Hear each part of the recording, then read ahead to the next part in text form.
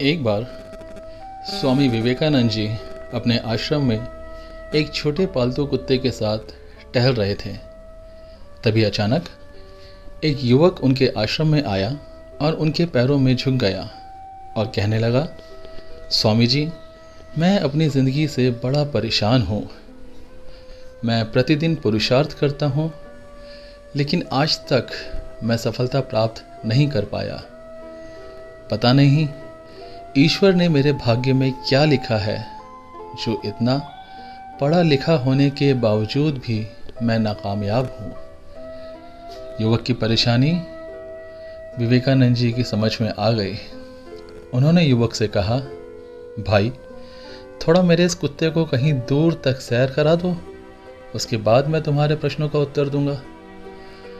उनकी इस बात पर युवक को थोड़ा अजीब लगा, लेकिन दोबारा उसने कोई प्रश्न नहीं किया और कुत्ते को दौड़ाते हुए आगे निकल पड़ा। बहुत देर तक कुत्ते को सैर कराने के पश्चात जब युवक आश्रम में पहुंचा तो उन्होंने देखा कि युवक के चेहरे पर अभी भी तेज है, लेकिन वह छोटा कुत्ता थकान से जोर जोर से हाँफ रहा था। इस पर स्वामी जी ने पूछा, क्यों भाई, मेरा कुत्ता इतना कैसे थक गया?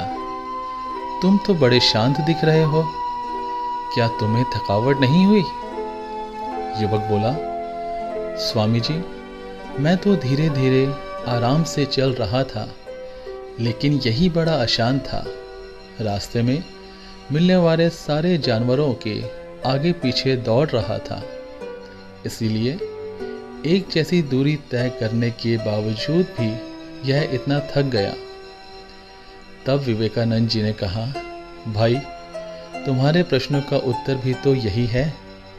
तुम्हारा लक्ष्य तुम्हारे अगल बगल है, वो तुमसे कहीं दूर थोड़े ही है, परंतु तुम अपने लक्ष्य का पीछा करना छोड़ अन्य लोगों के आगे पीछे दौड़ते रहते हो और इस तरह तुम जिस चीज़ को पाना चाहते हो उससे दूर चले जाते हो।